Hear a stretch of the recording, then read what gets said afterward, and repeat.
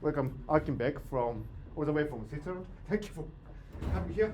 Great to be here. And Erkin is really doing a really wonderful series of projects, including a scientific study, very rigorous, quantified scientific study of meditation. And he has a really unique approach to meditation. And he's also, planning many interesting events all over the world. And this Kengo Kuma designed retreat in the footsteps Himalayas. of Himalaya. So anyway, Erkin, please, thank you. Thank you very much. Thank you. Great to be here. As you mentioned, we're working on development of the science of meditation and the technology applications of meditation. In today's modern world, where we live through a lot of technological distractions, we have there's a growing importance for bringing meditation to modern society. And so we have done a 3-year scientific research on studying particularly how the mind of a meditation practitioner moves towards silence.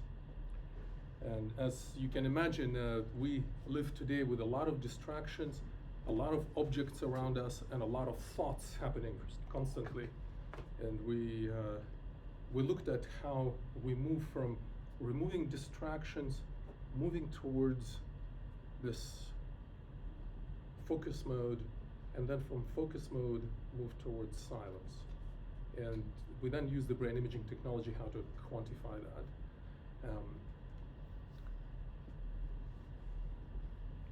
I would like to start with, I'll take you back a few thousand years ago to the tradition of meditation, how it began.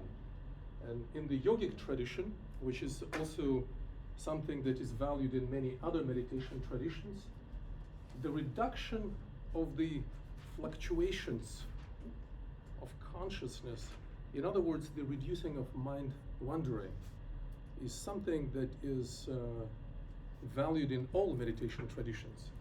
To have less thoughts and to have more presence, less distractions, and becoming really present.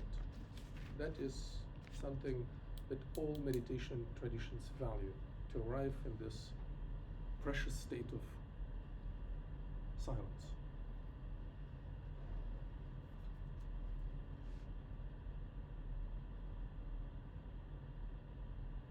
I believe part of the slide is missing here, but perhaps, yes, thank you. Effectively, when traditions are telling us about reducing the mind wandering, reducing the number of thoughts and distractions, they're effectively leading us to a silent mind. A mind that is free from fluctuations, a mind that is free of distractions.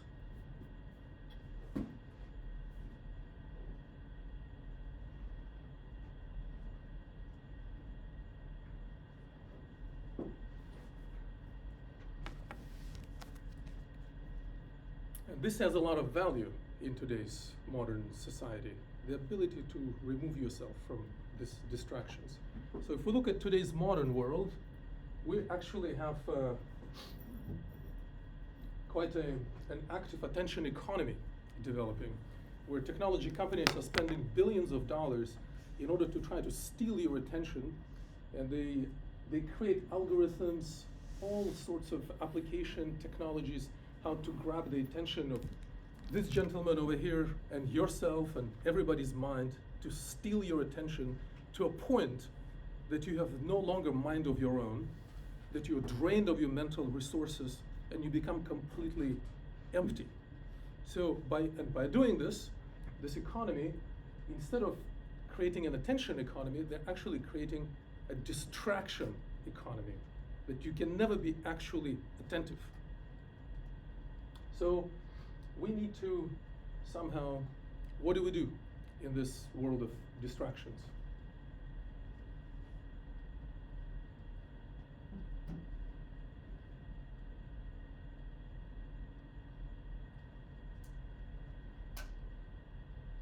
So we need to step back from all of this, and we need to start regaining yourself, regaining the self capital, rather than wasting yourself and your attention into 1,000 things.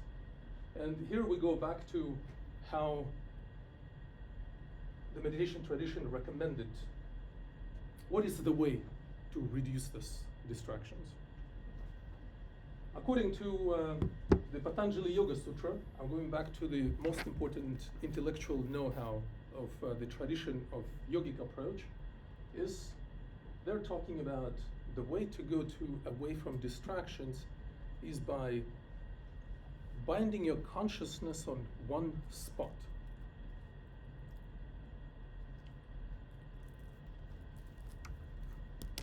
And then continuing, meditation is described. What is meditation? It is defined by the meditation tradition from India. The most important intellectual text on the yogic meditation is this one directionality of thought.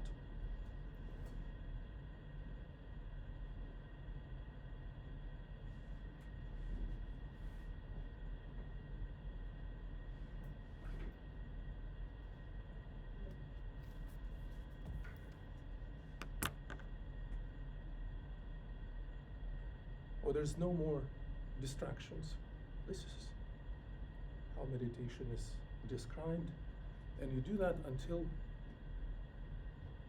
you're all here.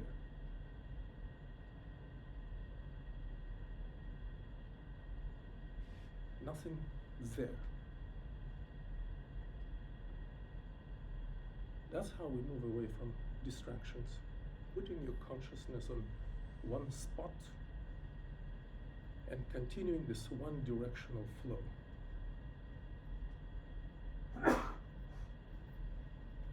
And go into this being here.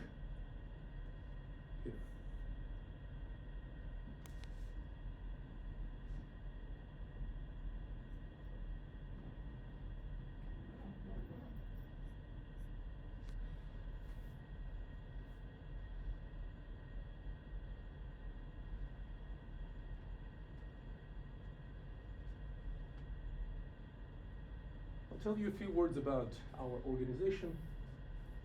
We focus on the three main pillars. We develop the meditation practice that is focused on the development of the silent mind. Our scientific research focuses on the analysis and extensive research on understanding how the mind moves from wandering to focusing to focal attention to silence. On the technology side, we work on using brain imaging technology. We develop brain-computer interfaces in real time in order to track the practitioner's experience during meditation. And we also use the virtual reality technology to create modern technology-powered meditation experiences.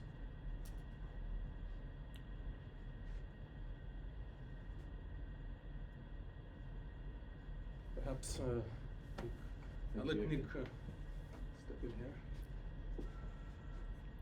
Very pleased to meet you all. Thank you.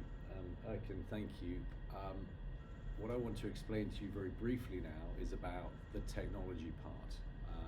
There's different dynamics, as Erkin said, brain-computer interface, but a lot of what we've been talking about so far has been... The phone is going. That's fine, that's fine. Has been about the regular practitioners, about people who meditate to a certain depth and are well used to finding that one directionality. What is also very important for all here is to connect with beginners, to connect with the mass audience, to enable people who've never meditated before to find their way and to understand the logic of meditation. And so the approach that we're taking with technology is to use virtual reality. And the virtual reality that we have created is truly unique. It is a virtual reality that in most technology platforms with virtual reality, people are looking outwards. They're looking at other worlds. They're looking externally. The virtual reality we have created with cameras around the subject is an inward-looking version of virtual reality. So it enables the person in this meditation flow to start to observe things around them, and then we guide them with the virtual reality into reducing the focus and into ultimately focusing on themselves and understanding therefore the logic of how meditation works. So with this virtual reality, we were at SIGGRAPH, the technology fair in Tokyo in November, and we presented the technology to the world of experts at VR. There was Sony, there was Dell, and the platform that we had was exceptionally world class. People who came along said that the guidance that they received because of the virtual reality enabled them to understand how to meditate. So I've got a little video that I want to show you, which is from this conference that we went to. Here to demonstrate and to bring peace and more silence of mind through meditation practice. We built this meditation capsule in order to create a bridge between the public that is sitting on this side and the meditating community that is sitting on the other side.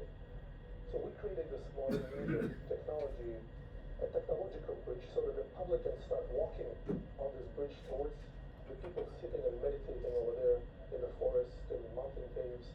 And through means of modern technology, they can learn about what is meditation to get a flavor of this practice. And our aspiration is that they can continue their journey having known what meditation practice is all about. The setting was really nicely made, so you have like a starting point in reality, which then gets taken over in the experience, and then you start off from the reality and you go into the virtual reality, and you kind of transition in a nice way, and you see yourself, your hands in like a point cloud, and I really enjoyed the setting. The way we have built this meditation capsule is we're using virtual reality for one thing and one thing only, to look inward. Most of the virtual reality solutions, they're about looking outward, looking at the world, whereas we start by creating environments where we can look at the world, but then we turn inward and create experiences that are directed solely at continually looking inward, and we build practices around the self-directed experiences. Yes, I can definitely understand what meditation is like.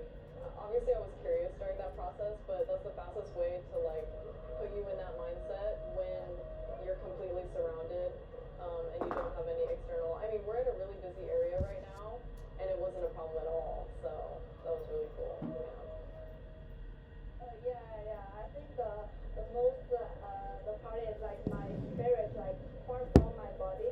Like I can really feel it. My body is still here, but my spirit like flying around. So I think this part of design also quite brilliant. Yeah, like. We partnered up with Tango Kuma and Associates in order to mix the external reality with the internal world. This beautiful meditation capsule is an exceptional representation of what tranquility may feel like. And then we built mixing the external beauty with the deep inner experience. So today we have the mixture of tranquility, silence of the mind, and cutting-edge technology. Thank you.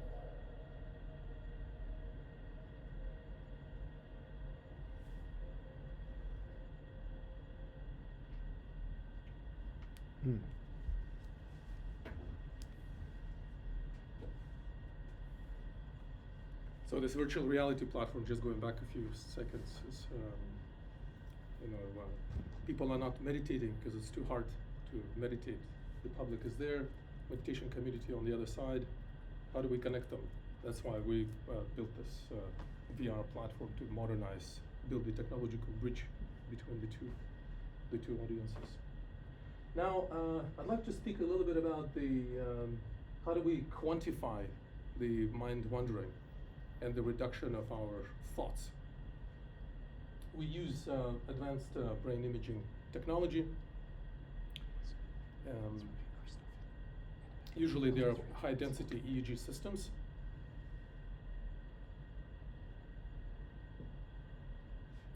And here is how we have arrived after extensive experiments with a way to quantify and to come up with a tracker, with a marker of the reduction of mind wandering. If you look at this power spectrum, these are two different kinds of practitioners. Here you have the practitioners from the Theravada Buddhist perspective. Have you heard of the Anapanasati practice? Anybody? You've probably heard of breath mindfulness. So Anapanasati in the Buddhist tradition is something that you focus on the breath flow around your area over here. It's a very well-known practice around the world, and you can see how the practitioners from the Theravada Buddhist perspective, and we're fortunate to obtain this sort of results from various practitioners. This is from a yogic samadhi, which is samadhi is the goal of meditation, to becoming one with your practice, that there's no more distractions. And this power spectrum, you can see the black line is the alpha power, which is between the 8 and 12. And the goal during this meditation practice the reduction of alpha power, the alpha suppression, reducing this mountain of alpha, is how we're starting to track the focused and the focal attention. The famous neuroscientist Lopez da Silva published this paper, and he's quite known in terms of reflecting focal attention, reflecting the how the mind moves towards focal attention. And we have looked at the source localization.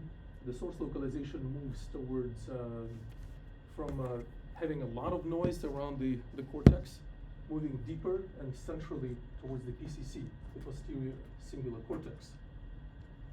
And so through the reduction of alpha, we can really see how the person is getting into this focus and focal mode. Is Christoph already online?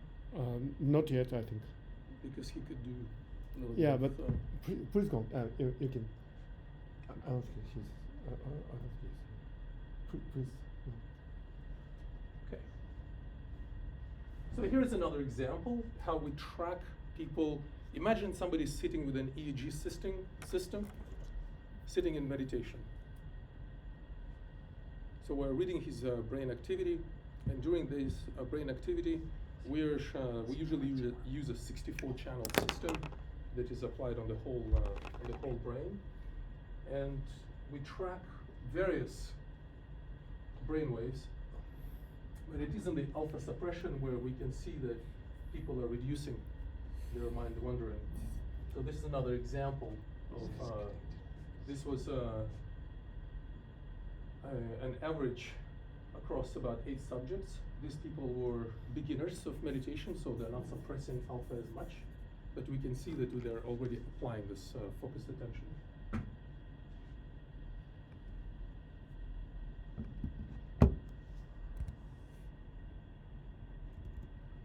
And that's how we come up to the basis of quantified meditation, is measuring the reduction of mind wandering, looking at the stability of this one-pointedness and not being distracted, but being really here, on point. And then eventually through this angle of at first getting focused, adding this one directionality, and then reaching towards the silence of the mind. And that's how we track, and then we can quantify which meditator is doing better and who is still sitting and wondering with his mind with different thoughts. So this quantified meditation allows us to create something actually really interesting and really exciting, how we can go to the society.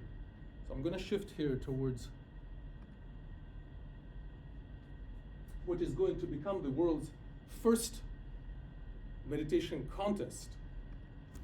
And we have founded the World Meditation League that will provide a stage for meditation practitioners to practice with brain imaging technology, and it would be a contest of something that is not moving outside, but something that moves inside, and therefore it is a contest of winning without moving. Winning without moving.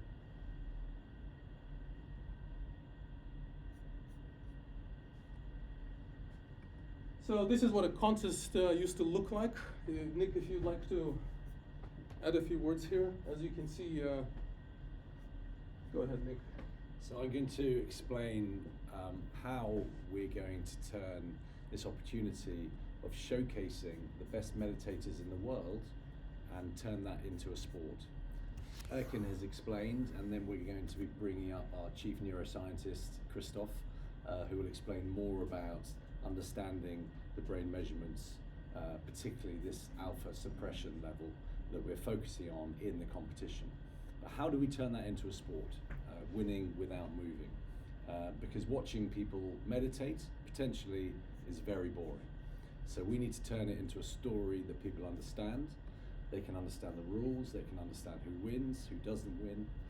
We have commentators who can explain what is going on in the brain to bring it to life. We have criteria, formats that people can see who is winning, who has achieved a certain state of alpha reduction, alpha suppression the quickest, and achieved a stability in that alpha reduction. Obviously, well. These guys are not reducing their... These guys are having their brain cells knocked out. We are performing something different. We're generating brain cells. We are operating in an environment of calmness and peace. But my old background used to be in events such as marathons, which I know Ken is running the Tokyo Marathon on Sunday. And this was all about physical activity for the masses. We're now talking about brain activity, but we will have big screens so the public can actually understand how people's brain are performing.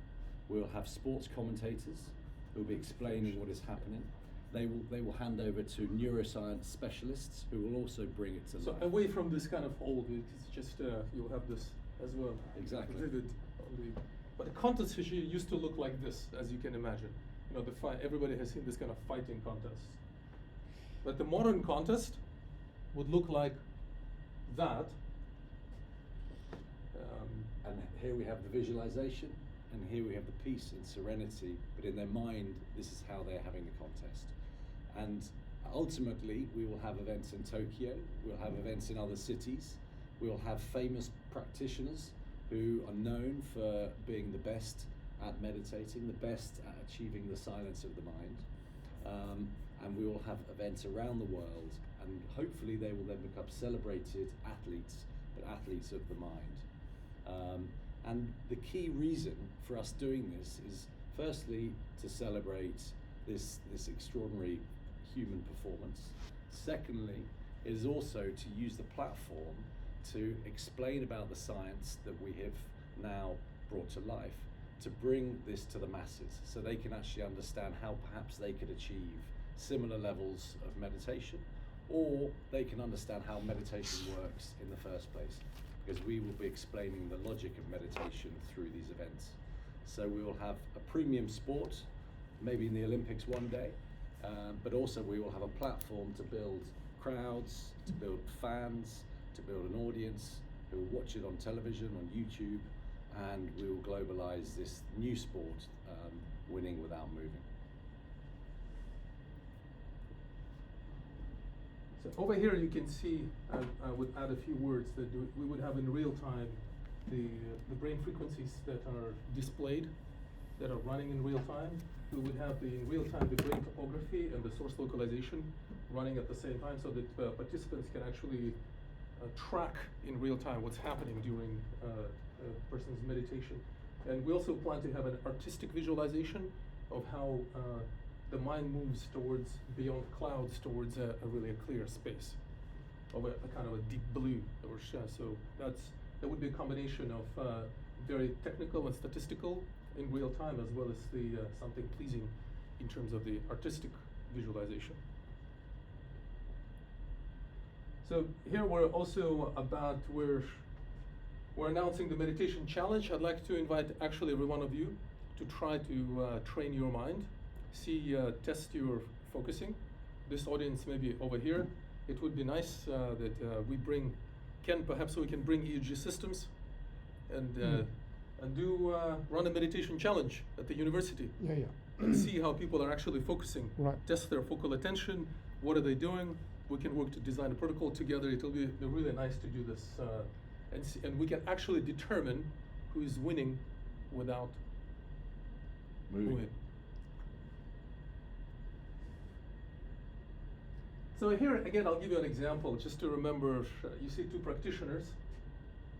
Obviously, this practitioner is beating the other because this one has suppressed the alpha to the maximum, whereas this practitioner is still here, still mind wandering, still thoughts going on. This is an expert practitioner, and this is an intermediate practitioner. So the expert beats the intermediate.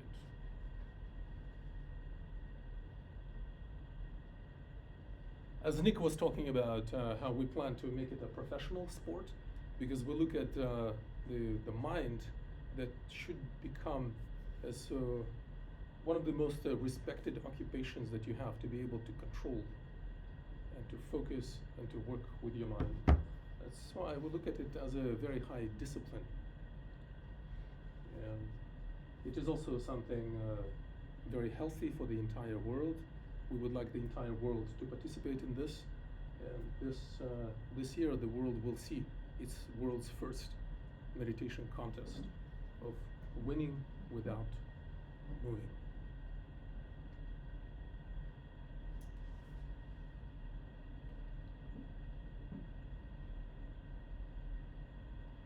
So here a little bit about the universities with whom we're collaborating.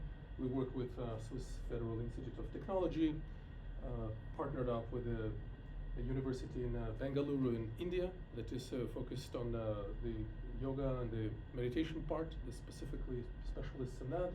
The University of Geneva in Switzerland. We work with the brain imaging company A&T Neuro based in Berlin in Germany. All here, World Meditation League that was founded last year, and I would like you to participate and let us know about the meditation challenge. Who wants to take part in the meditation challenge? Yeah, that's good. Okay. Right, and we are looking to expand our collaboration with great thought leaders,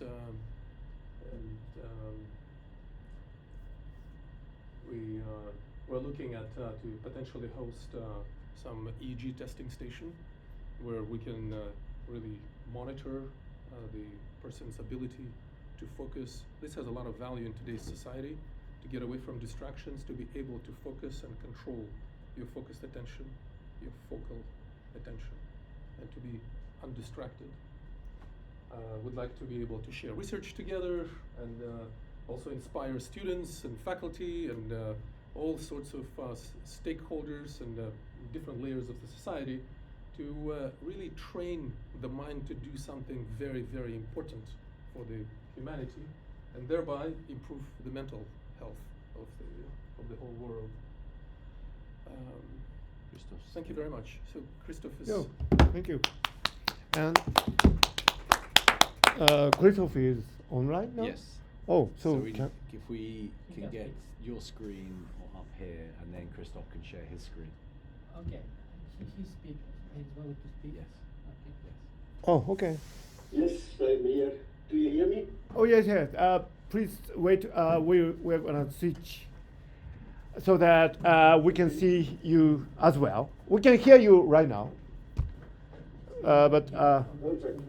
it'll be great if we could see you as well. So, sorry, Christoph. It must be early in Switzerland, right?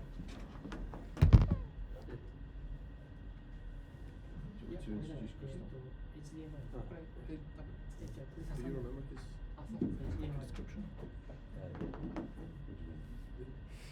They will introduce in terms of his history.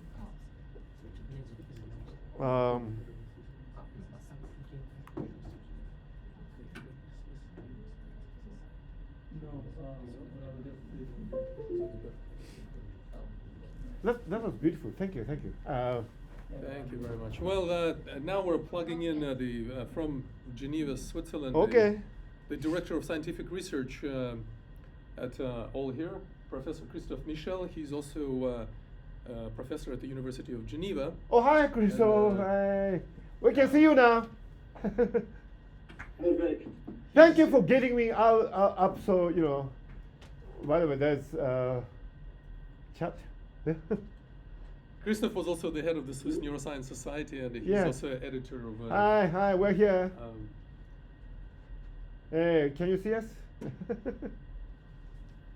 Okay. Okay, Christoph. So please. Wait. Yes. Hi, Christoph. Okay.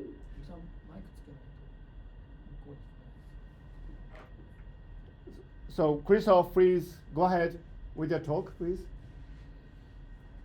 Yes. Okay. Thank you very much for letting me explain what we have discovered so far by recording EEG in meditation, and I want to start with this slide here. Do you hear me properly?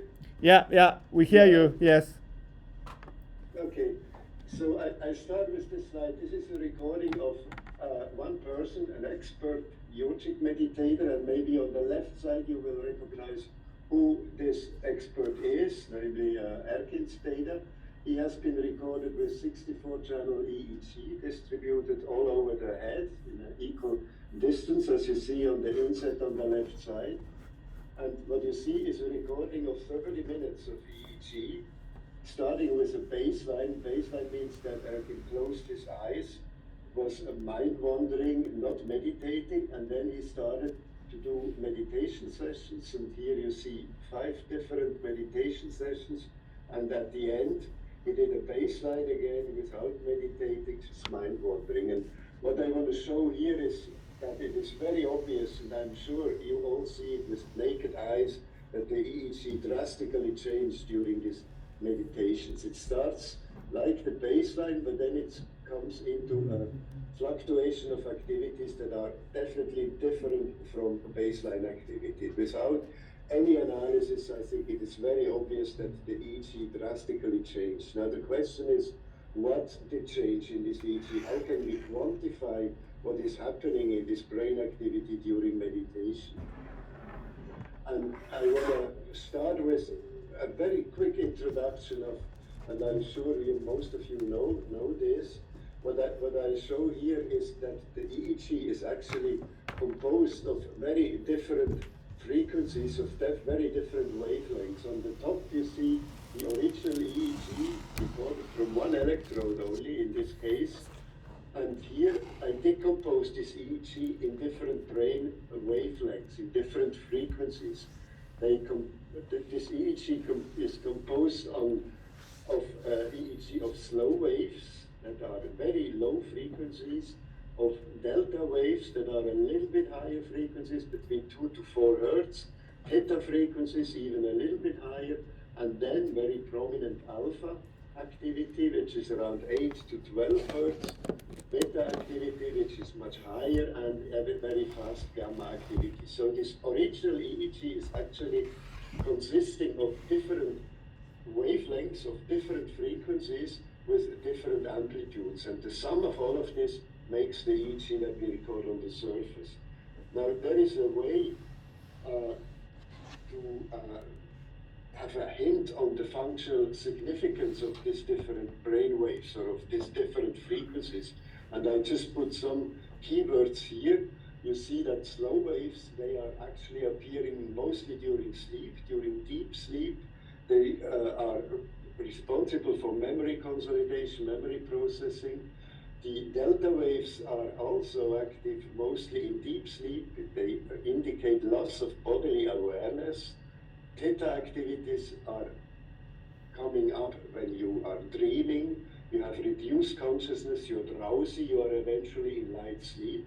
And the alpha activity, which we will talk about today most dominantly, are appearing when you are physically and mentally relaxed, when your mind is wandering, when you do internal thinking, internal thoughts, and when you reduce your attention to the external events.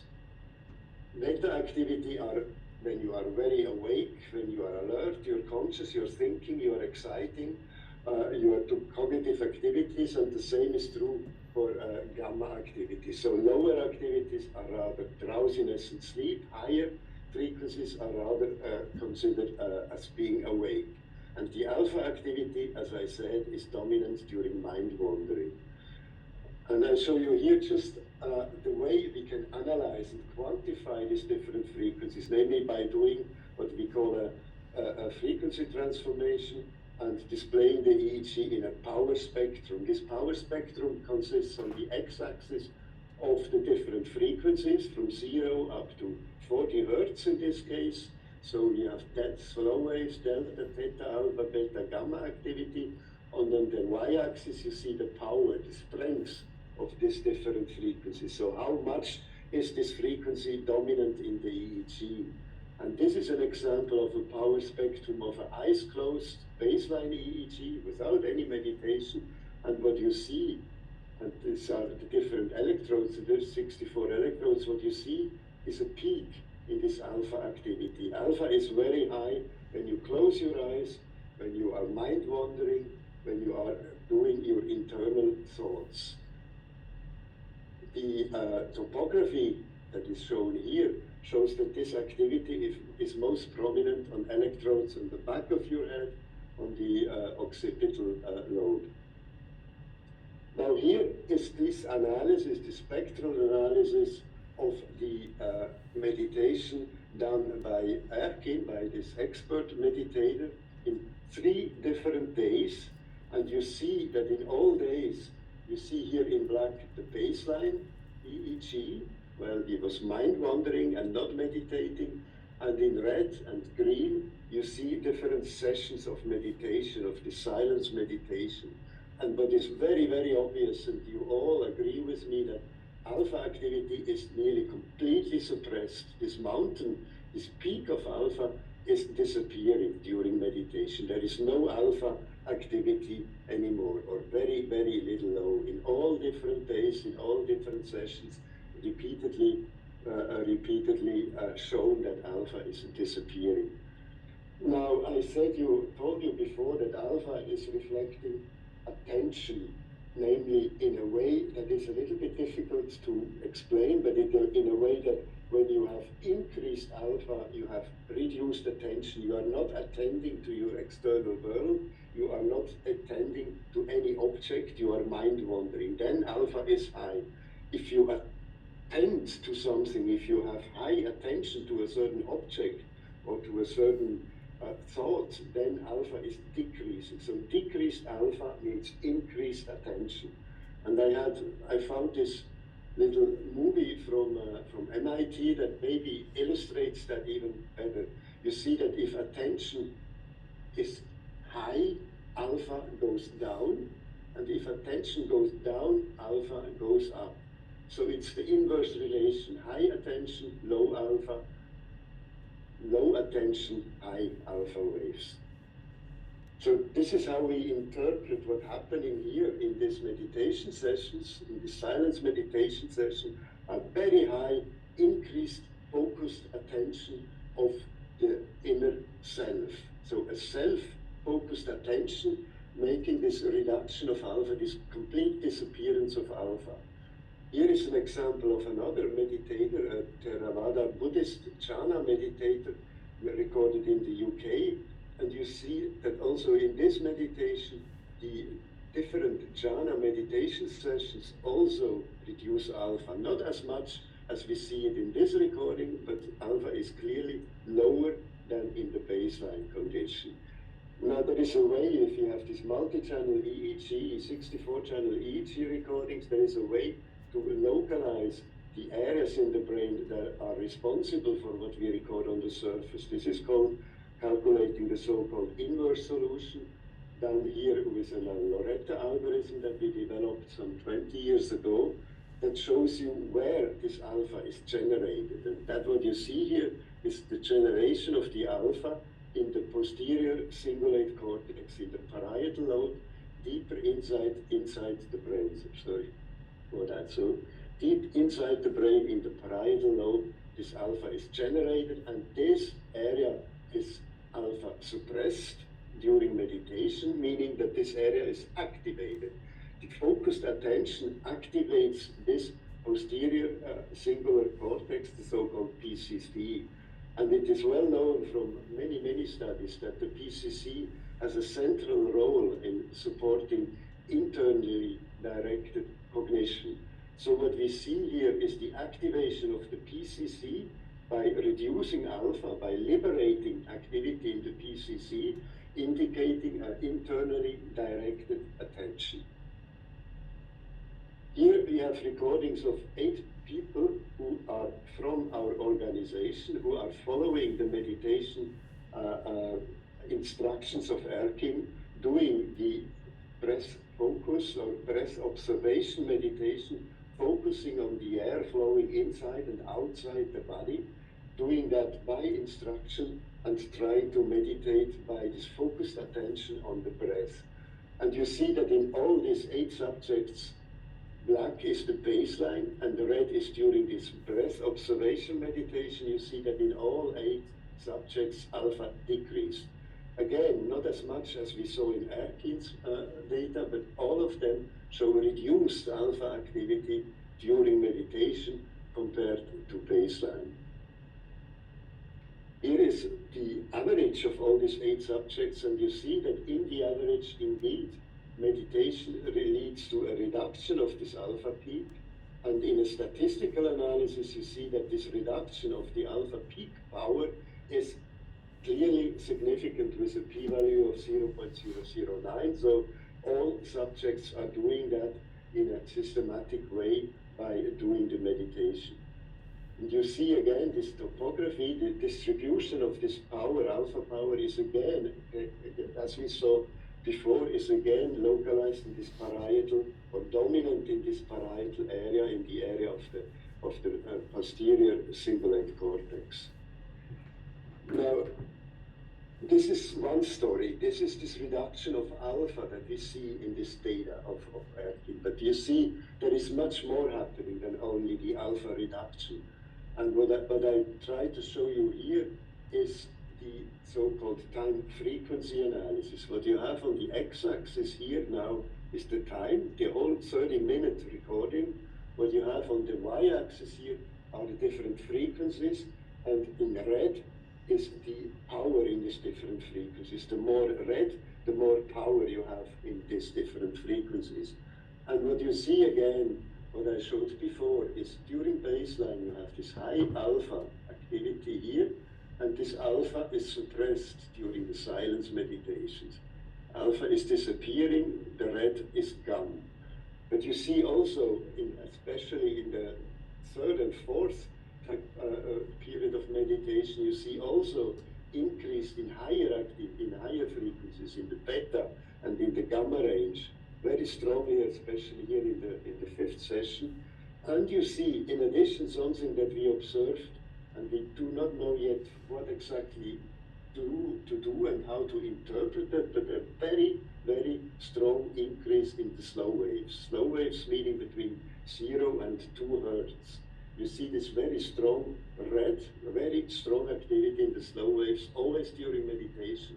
Not right away, it takes a while, it takes about half a minute or so, until this develops, the slow waves, they come up, and a little bit later in time, you also see the activation of the higher frequencies. So alpha suppression is one story, but there is much more in this data. There is increase in slow waves, and there is increase in higher activities that we are still having to continue to analyze. But what we did is we looked at the let's say, statistical analysis of these different powers and the different frequencies during different meditation sessions. You have here these recordings of the different days. In red, all the baselines. In blue, all the meditation sessions. And you see the different frequencies. And you see right away, slow wave clearly increases during meditation compared to baseline. There is not much change in delta, not much change in theta. But alpha, as I showed before, clearly decreases, and gamma activity increases. And in terms of statistics, you see slow wave increase is highly significant, the alpha decrease is highly significant, and the increase in the gamma is also significant. So there is more happening than only the alpha suppression during the silence meditation. And this last slide here is the first trial to localize now, not the alpha activity, but localize the slow waves, this ultra slow wave increase that is so dominant during the silence meditation. And what we localize here is relatively deep structures in the brain. It localizes the brainstem, it's localized in the thalamus, and goes up to the PCC. So there is a sort of a vertical, if you want, axis that is being activated during this increase of the slow waves in this meditation.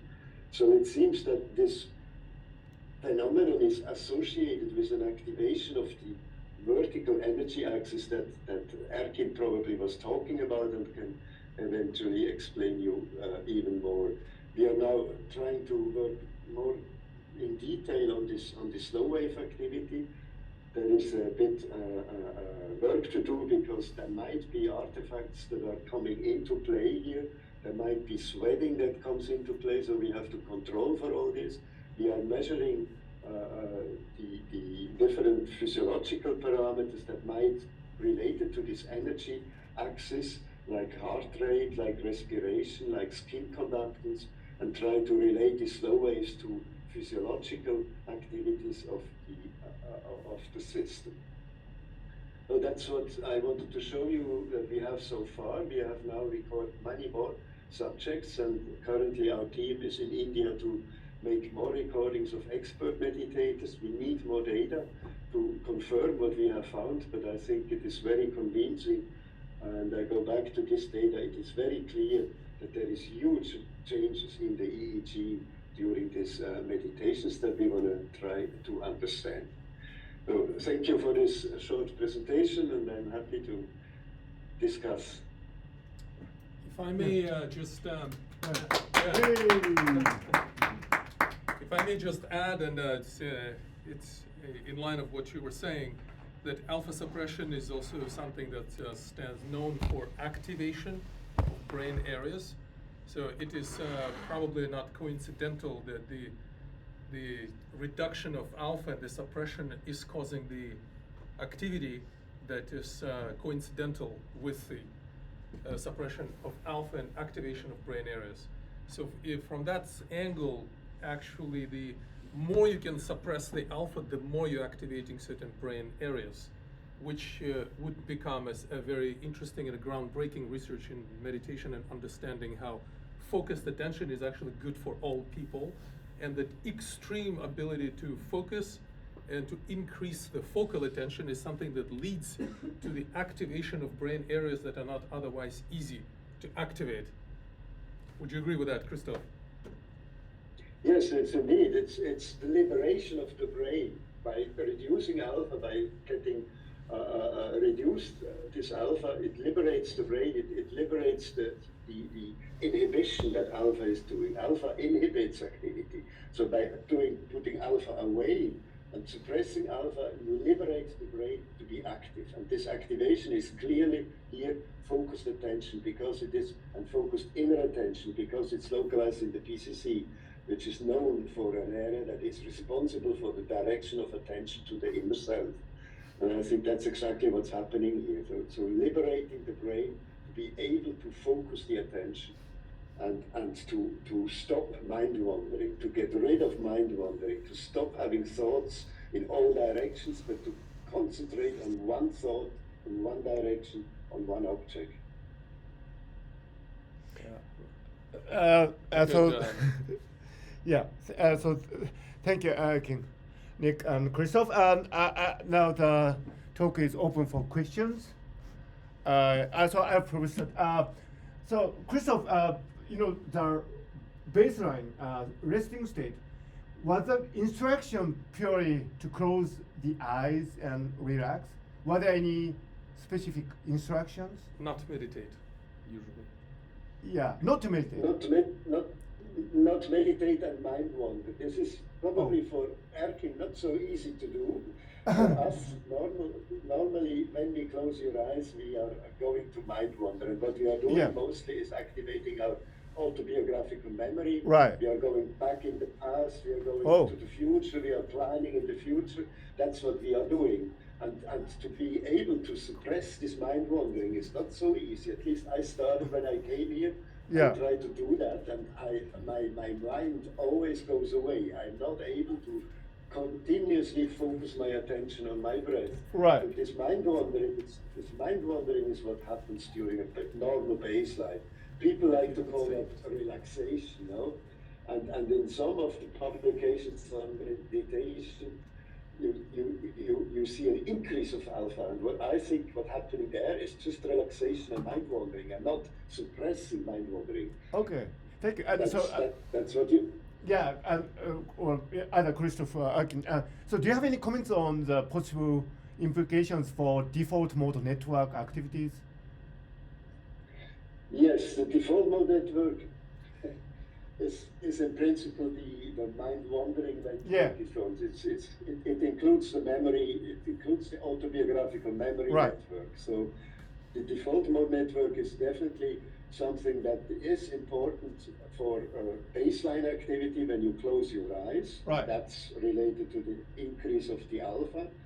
But in this case, I think what we see is not the activation of the default mode, it's actually the deactivation of the default mode and the activation of the PCC, which is a part of the default mode network, but the posterior part. So it's not the default mode that we activate, we actually suppress the default mode in a focused attention meditation. Not in other meditations eventually, but in the focused attention meditation, I'm sure we are suppressing.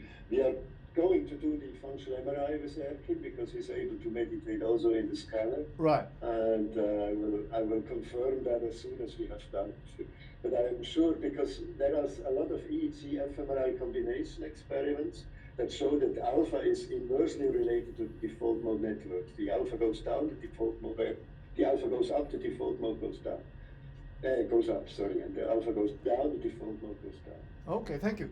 Any other questions? Or Takashi, use your microphone, please.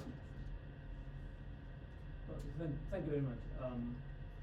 Hello, can you hear me? Yes, it's a bit noisy, but I can hear you. Hi. Hi, my name is Takashi Girigami. Have you ever studied effective dimensionality from the time series of these EEG data? Because usually they will think, how high dimensional to low dimensional attraction state, and then coming back to the high dimensional state, and then other dynamical systems. Yes. I was always interested in how this effective dimensionality changes over time. So if you have any comments on that. Yes, that's definitely exactly what we are working on. So the advantage we have here is that we have a high density EEG, so we can do much more than we can normally do. The frequency analysis is for me the first step of analysis. But what we have done now is, and this is important, I think, is doing connectivity analysis in the source space, trying to see which areas are communicating with which area in which frequency. That's sequential causality analysis that we do.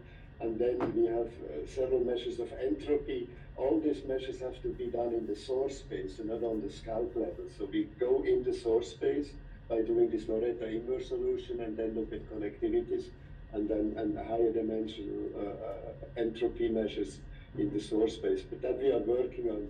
And one aspect that I would like to mention here, and maybe some of the audience know about the EEG microstates, which is something that we have developed many years ago. And what we are trying to find is whether there are some brain states, some networks that are activated more in the meditation condition and in the baseline condition, and some are eventually suppressed. Now, this is not related to frequencies anymore. This is more related to brain state dynamics. That's what we are looking at. But we are not yet there. We are working on it, yes. Thank you very much. Okay, so any other questions? That's all? Yeah, no question. You know, I'd like to add perhaps something here Yeah, to this. please, yes. It is probably something we can all relate. You know, when we're all sitting and looking right now with our eyes open, at this moment, in order to process our visual processing, our alpha is suppressed to the maximum to activate the visual cortex. So what we do in meditation, once you close the eyes, is we're not stimulating the visual cortex, but by suppressing the alpha, we're actually activating an area inside the brain that is not visual.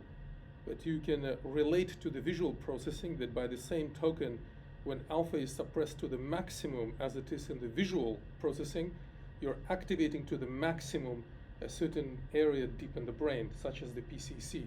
So we shift from this eyes open processing to eyes closed processing. Somewhere we engage a totally different brain area. So we move from visual attention, we move to some self attention.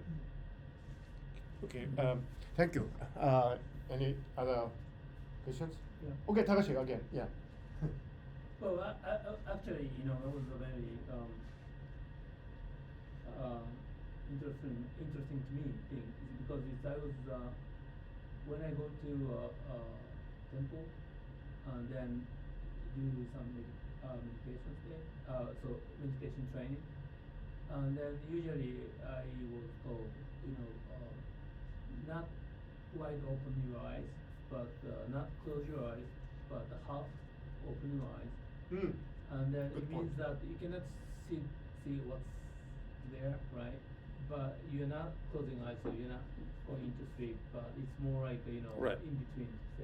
So I was wondering that was, you know, paying attention to yourself, or right? So it's not looking at the external world, but it's more like looking the internal world. But it's not the memory wandering. So I was just wondering, what's this, you know, the state is, and then, you know, I think what you're trying to say was something related to this, you know, kind of internal attention state. Right. In this open eyes meditation, there are different traditions. Open eyes meditation, they practice, for example, in some Zen traditions in Japan. They also practice in But China, in some of the Qigong and Tai Chi traditions. Half open meditation. Right. With half open, one of the keys, however, even in eyes open meditation, they do not ask you to engage with an object. Actually, it is you switch from active, when you're just with your eyes open, to a passive visualization. Yeah. Actually, you're not engaged actively, you're not scanning objects. You're asked to disengage that the visualization becomes passive, and they shift you through meditation practice to activate certain inner functions. So the only reason why they ask you to keep the eyes open in some of these traditions in Japan and in China and some other places is to actually regulate some of the mind wandering, because they say that if you close your eyes completely, then the mind starts to wander a lot. So a certain presence with the eyes open allows to keep certain level of focus. But the idea is not to actually scan and to process anything. But then again, it's just have reduced mind wandering, and through practice then to engage other brain areas to less visualization, more internalization. Yeah, Christoph, did you want to say something? Yeah, but just it would be interesting to record the EEG in this situation, because eyes open normally reduces alpha as much as we see here.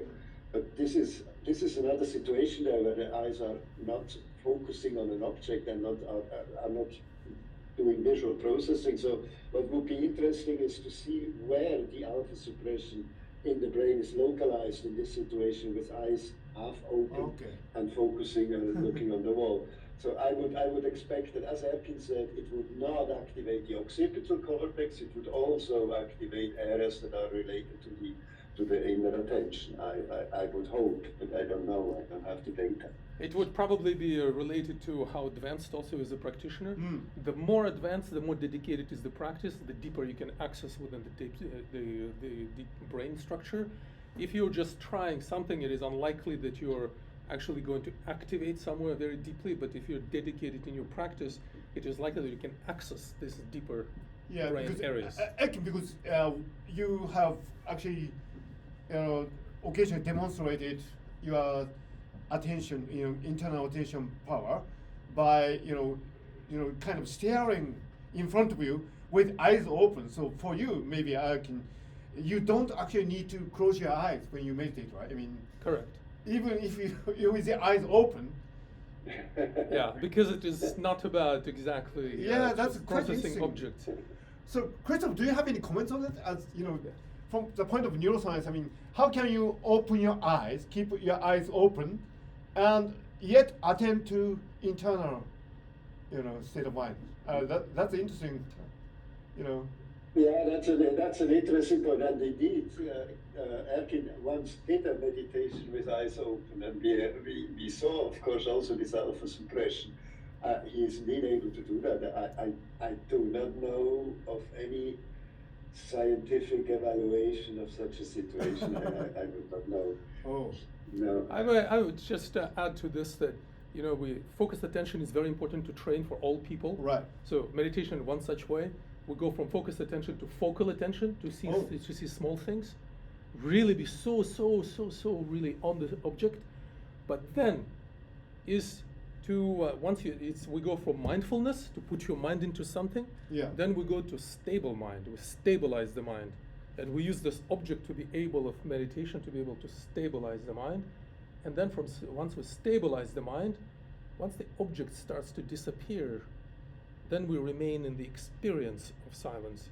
So the experience becomes actually more important than any kind of objectness. You go from objectness to the experience behind the object, such as the silence. So, Christoph, I have probably I need to let others ask questions as well. But there are several stages of meditation. I understand, and I just heard, sometime before I heard that Buddha probably achieved the highest state of meditation, 54 or 58, or I forgot. Anyway, so you have identified alpha suppression. This is very interesting.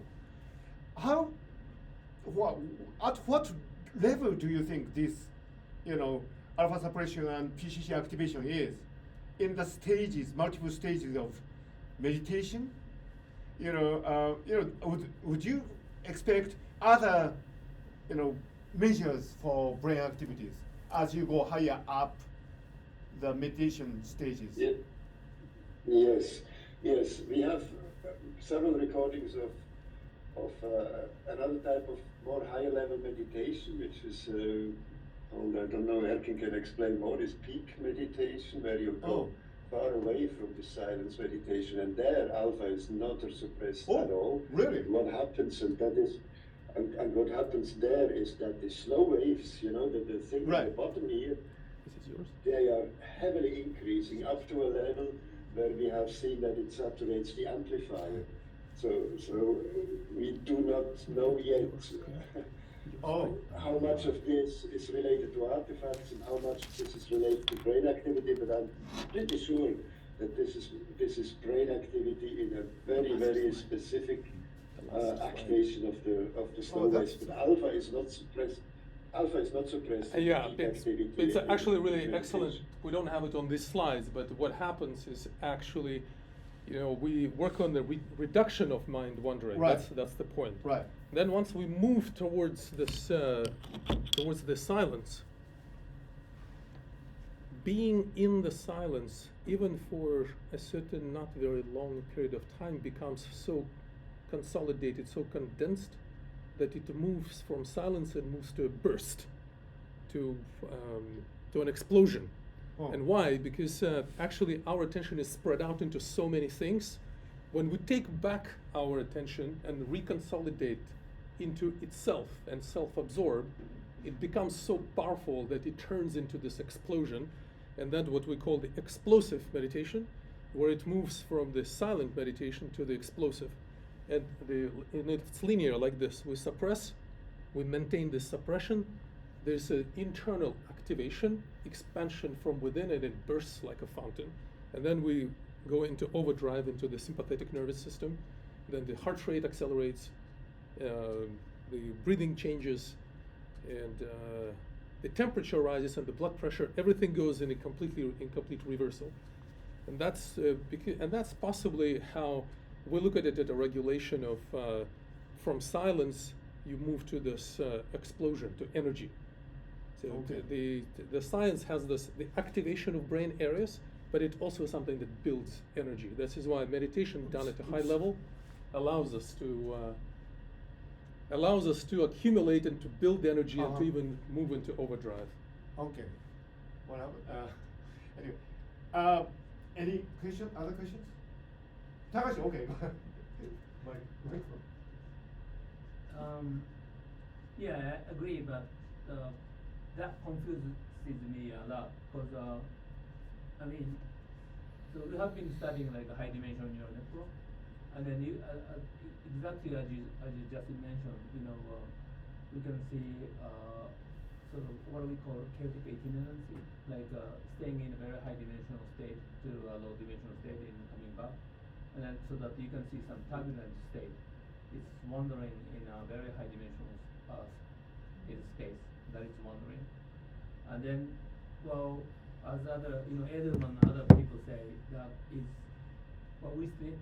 We do think also that the consciousness is something to do with this kind of high dimensional dynamical systems, chaotic what we call chaotic itinerant dynamics, right? But only the difference, what you just said and what we see, is that we don't see, we cannot define where is the self, or where is our self exists in this turbulent state. You see what I'm saying? Yeah, so from the point of view of meditation, it would exist in the silence.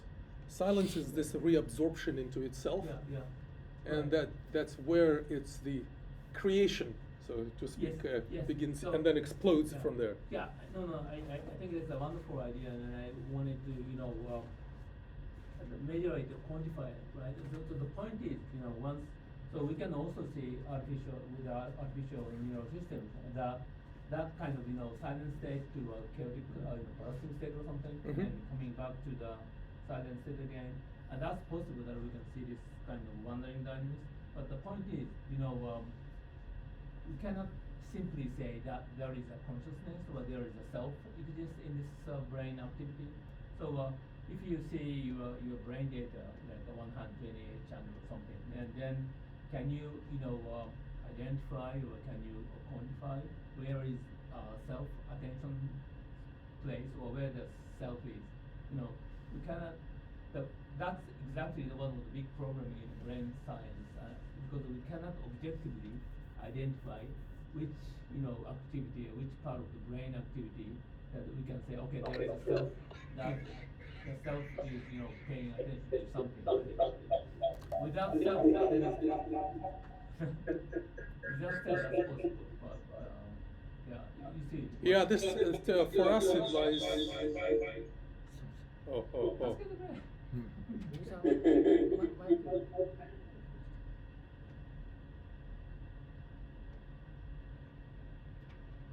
It's working? Yeah. Yeah. Yeah, it's a fascinating question and topic to really to discover for sure. Here is the interesting thesis: is that an experience is to understand the difference. Perhaps we're talking about the mind and the brain, and that the only way that we can understand it is through silence of the mind. Because silence of the mind does not necessarily mean the silence of the brain. Here we can see, because often the conversation is the mind the production of the brain? Where's the chicken or the egg? Is the brain actually sending all these signals so that the thought is moving with the brain? But only through silence we can see that the silence of thought that is possible, that exists, but the brain is still there, moving around it. So probably I still don't understand what you mean by silence. So silence is like no, it doesn't mean no activity, but it's more like can you paraphrase what the silence is in this in the? Yeah, silence would be the silence of thought, where there is no mind wandering. But it's a very good question, because now we're talking about different dimensions. One is the absence of external activity. Then we're talking about absence of thought activity. And then, but what is actually happening in that? Right. I think your question is what is happening in that field, right there. Yes. So this space where there is nothing, a sort of emptiness. However, that emptiness has a very vivid life. It's lively. It's not dead. It's not flat. It's not nothing. You cannot actually capture the absence of thought. We can capture it through what we have described, but to flavor the scent of the silence, I guess that's that's the next frontier, to determine how exactly to quantify that. We can quantify the pug marks of this and the indications of what is the absence of thought, and what does it actually mean, because it means the activation of the deep brain areas. It means activation of energy.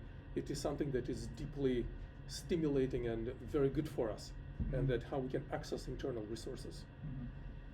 So, Christoph, sorry, do you have any comments on the discussion on a model of the self that has been? Yeah, I didn't got the full question because there was some audio problem, but if I understand it right, it's the question of where the self, can the self be localized in the brain? Oh, that is, of course, a more philosophical question than a neuroscientific one, but we still have indications of at least the areas that are responsible for bodily self-consciousness.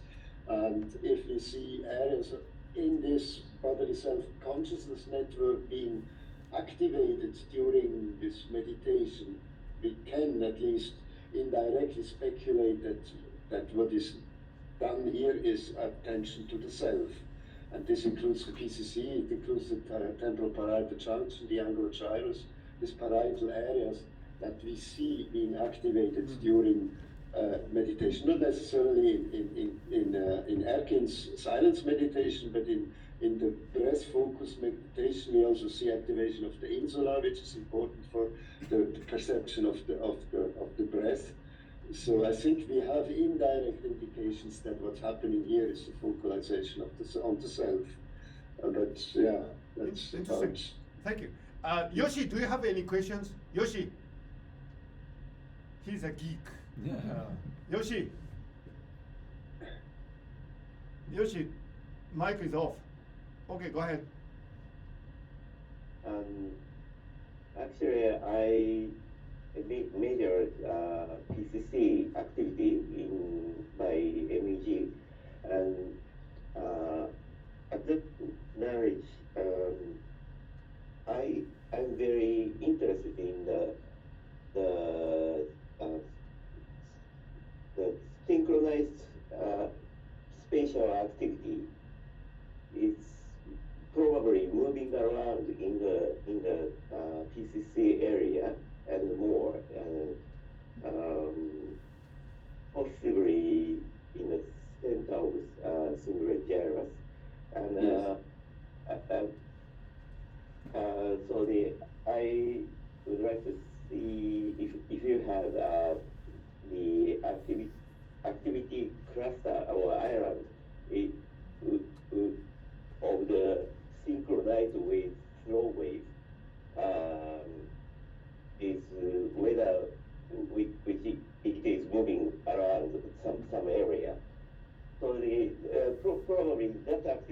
capsule actually large, and the activity would be rather smaller than what you saw. So then it is moving around at that area. So I'm very interested in that part. Yes, and I'm happy that you say that because the PCC is already relatively deep in the brain, and if we look at the localization of the slow waves, it goes even further down to thalamus and then to the brainstem. Yeah. Areas that, especially with the MEG, are extremely difficult to localize. With the EEG, I claim it's a bit easier than with the MEG to see the deep structures, but it's activating the whole horizontal network, if you want. I mean, the thalamus is extremely important for the alpha generation, and that we can easily localize if you have the alpha there. Yeah, the thalamus is organizing the alpha activity in the cortex, but the brainstem, of course, is related to it, and in principle gives the indication of the activation status of the brain. No? I mean, it's the arousal system that comes into play here, which goes from the brainstem, as you say, moving up to the thalamus and then going to the cortex. And the PCC is not the only one, it's also the precuneus which is involved, and the parietal cortex. So it's a whole network. It's a whole network that is included. And the question is now, how is the communication between the network? Who is initiating what? You know, who is first and who is second? And that's where branch causality will come in to play. But that's, yeah, I agree with you. That's exactly what happens, I think. Yeah. Yoshi. Yeah, very interesting. Thank you very much. Okay. Any other questions? Right, Yoshi. Okay, right, Yoshi. Thank you for very interesting talk. I am studying metacognition. I think that metacognition is so related to meditation and mindfulness. So, and the neural activity of metacognition is relevant to the neural activity of prefrontal cortex, especially medial prefrontal cortex. So, I have a question. Is there any relationships between the neural activity of PFC and meditation, brain activity? I think it depends on what type of focus attention you are doing.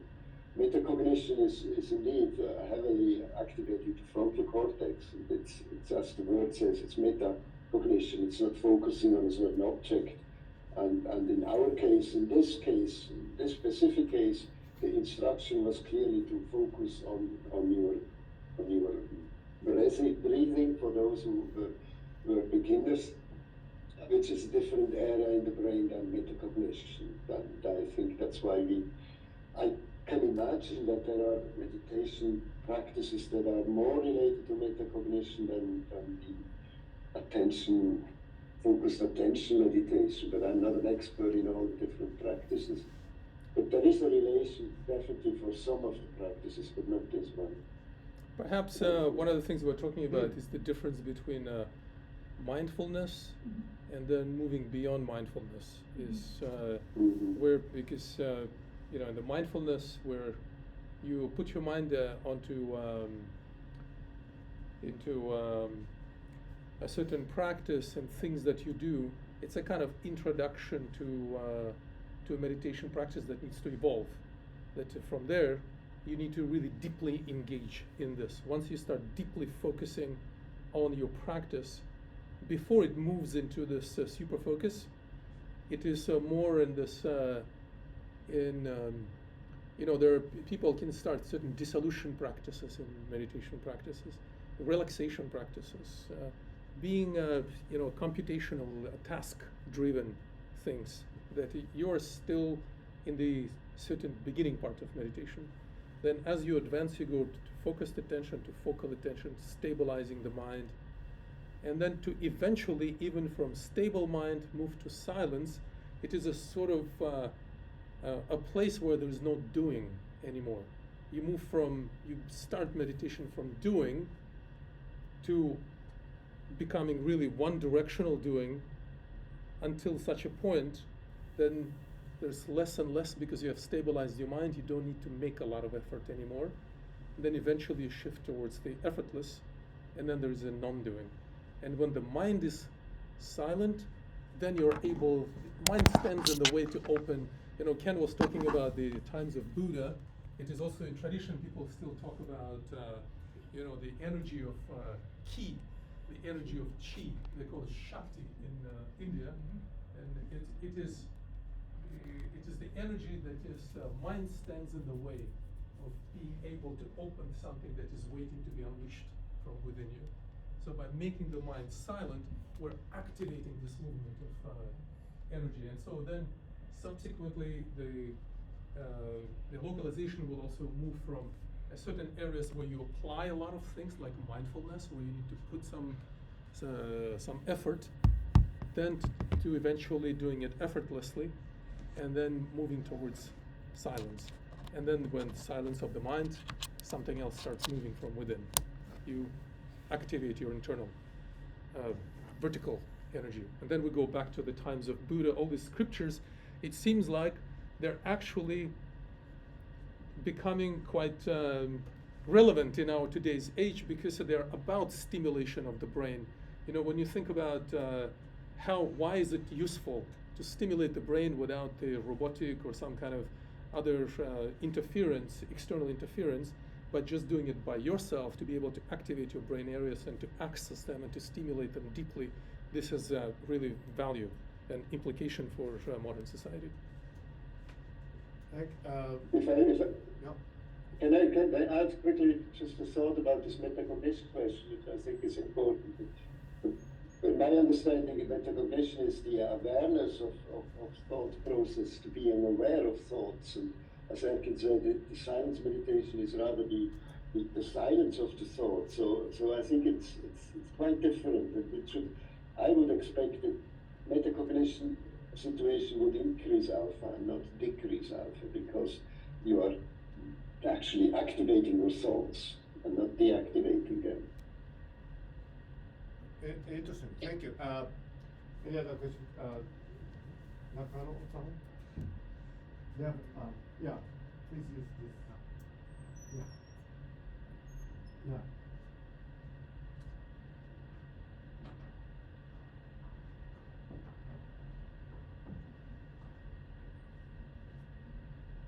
You can ask any question.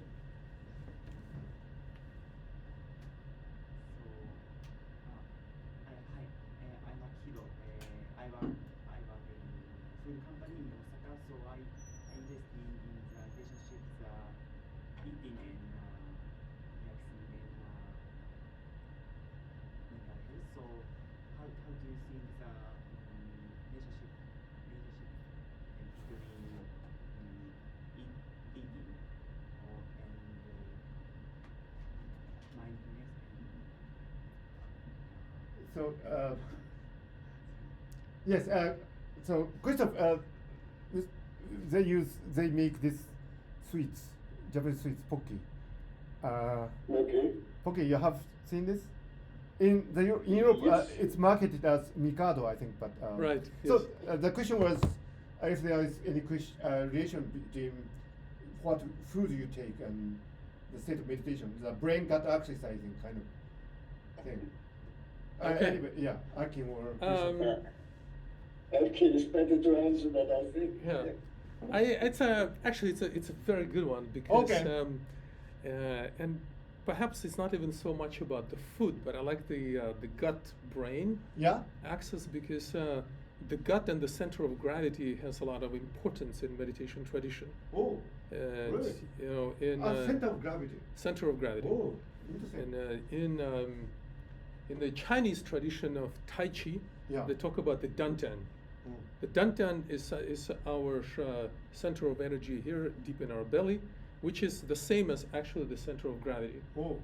This is, and in many traditions, even in the Zen Japanese tradition, it's also appreciated, the activating of this vertical axis that arises from here, the activation of the ki, the energy ki. You know, if you go and talk to some Zen practitioners, they will explain to you about this vertical Yeah, yeah, yeah. activation. And it's something that is prevalent in other traditions from China in the Qigong and Tai Chi tradition. Right. In India, they call it Shakti, the movement of this internal energy. And it all happens between here and here. And for us, from the meditation tradition, and to maintain silence, it is actually also true in a sense that you need to develop a certain internal presence, because you withdraw yourself from external activation, you draw yourself towards your internal cognition, and you build this inner presence, something where you absorb into yourself. And in this absorption, the vertical activation is quite actually important. What we see, it is very coincidental in the data that we were presenting, that once you reduce all this horizontal activity around the brain, all this cortical activity, by reducing the alpha suppression, that's how you activate this vertical activation. You go deep in the brain, in the PCC, from there all the way down to the brainstem. Oh, okay. And then this vertical activation has actually this, it creates this parallel to the sensation of vertical activation during the practice. And that is very related to this precise that's extremely interesting, gut isn't to it? brain. Oh. I would call it the center center of gravity to the center of the brain. This area is critical. That's extremely interesting. Thank you. Any other questions? Tamami, you should ask. You are expert of embodied cognition. Mike, please. She's an expert on embodied cognition, embodiment. I'm sorry. So go ahead. Thank you very much. My name is Thomas.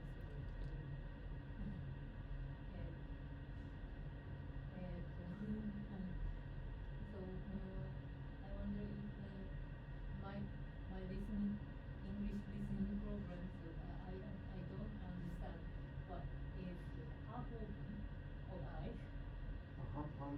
What is half open? 仏像とかでこうやってなんか半目の。Yeah. Yeah. I don't understand what kind of seeing and half open. Yeah, but that's exactly what I asked. So it's not objectively, pay attention to something that we did just externally, but it's more like to pay attention to something internally. Yeah, it is. They do it like this. You know, you go to China. Yeah. So you stand in this, and you're with your eyes actually open, and they recommend to keep eyes open at 45 degrees. Yeah. This sort of half 45 open. degrees. Okay. And as you stay in this position, the point is that the reason you keep your eyes open and not closed is because they don't want you to be thinking too much, because once you close your eyes, then you start a lot of thinking. So they want you to keep a certain anchor. I see. That's interesting. They want you to keep a certain anchor that is there. But the point is not to look at something. You're not actually looking at something. It's only to control some ability to not think too much. That's why you're keeping your eyes open. But through this, you start working on certain practice. But it's not about actually looking at something. It's more about getting absorbed to within and not to be concerned from without. So you're working on certain breathing practice, or you're focusing on actually certain internal practice. But it's only to control your thoughts. Is not to have too many thoughts. So you keep your eyes half open. Quite interesting. It's very interesting. Yeah. So Tamami is working on embodied cognition. So, well, we could discuss maybe later about. Yeah. Go ahead. Yeah. So nowadays I'm wearing a smartwatch, Fitbit. Fitbit has a lot of program of my own, mindfulness program. So I'm now interested. I'm interested in mindfulness program. But so in mindfulness program, visual perception is very important. I think 視覚情報がとても重要だと思うんですけど、So what she was saying is that in mindfulness, generally people think that visual information is important. So I think she's kind of wondering what you exactly mean by seeing something but not really paying attention to it, and but then you discuss many really interesting, complicated steps about focusing your attention to something very small. That's what you said. One spot. Yeah, one spot. And then having this one directionality, Yeah. right? Undistracted. So I think that's. But what your colleague is saying, actually, because they're trying to bring this this sort of awareness into everything that you do, into all aspects of life, to become more mindful, more present. The point is, through this, what we do in deep practice is to train this ability to be present where you are. Right. And the point of mindfulness, even with the eyes open, that you bring into all aspects of life, not to be distracted, to be engaged fully in what you're doing. That's the whole point of this. Right. So I think there are many interesting challenges to describe what you exactly mean scientifically and operationally, and this is really great. Christoph, do you have any comments on that? Yeah, I'm interested, of course, in the embodied cognition. That is also related to the discussion before about the importance of the guts. I think that we have more and more studies, neuroscientifically speaking studies, especially from Talon Baudry in Paris, who shows that there is huge interactions between brain activity and body sensations, some bodily self-sensations, including the guts, including the heart rate, including the breathing, and all these activates a network in the brain that is very well known, and the awareness of it influences the cognition. So this embodied cognition is important. I think that what we are doing here, not me, but what we are promoting here with this meditation is in principle the awareness of the bodily self. To focus on the bodily self and going in the direction of embodied cognition. It's a bodily self-consciousness that is extremely important in this, and not necessarily the attention of an external object, but to the bodily self. And that's why I said in my talk, what I think is important now is to analyze also the physiological measures that we have, the heart rate, the breathing, the skin conductance, and eventually add more peripheral measures to it. Okay. Yeah, the point of bodily self and the mind and the silence of the mind, they're also somewhere on the border of being beyond body at the same time. Yeah. And what you're talking about in terms of bringing this mindfulness and yourself into so many tasks of life and being engaged, we're talking about different layers of application of meditation, because it can go to different parts of what we do. And there is also one part of what we go to the sort of advanced and extreme almost point of non-doing. Silence is a way of going towards where there's everything is self-absorbed and there is no actually process of a certain non-expressionalism, a certain act of non-doing. Where so that's where it touches different layers of what we do. Right. So we are quite close to end of session. So Christoph, I do hope to see you in Tokyo sometime. Yeah. I very much. You don't know, but I love Japan. This is my favorite country. I am happy to come. Yes. So, do you have any closing statements to wrap it up? I think that I found this is a really important discussion and a very, very crucial discussion. The metacognition, the embodied cognition, I think that is all related to what we are studying here, and I think collaboration would be extremely important and inspiring for both of our teams, I think. Yeah, thank you. Thank you, Christoph. And I hope to see you in Switzerland as well. Thank you. Nick, do you have any Nick, do you have any closing comments? Maybe the camera? Yes. Did you enjoy the talk? I loved it. It's fascinating, and we've got a room, and we've got a colleague here full of incredible people who are getting really deep into this subject matter, and there's a long way to go. Right. Which is also fascinating. Some of these questions, I think we're just scratching the surface on. Alongside that, our challenge, which I think we've touched on also, is how do we explain all of this to the public? you know, this is heavy stuff, and a lot of people won't understand this. Yeah. So how do we then start Right, to simplify and explain it to the public so they can understand why their brain works when they meditate, why their brain supports them when they're being more mindful and more present. And that's another challenge, but it's one we're gonna crack, and which is how we can take it out to the world. Okay, so Erkin, boss, would you like to say the final word? Thank you so much. Yeah. We're about to change the world together. Yeah. It's happening. Ken, thank you very much for Thank you. inviting Thank you us, for your wonderful and, talk. thank you all. Thank the you. colleagues. Thank you. That's Thank you. great. I'll stop the recording. Thank you.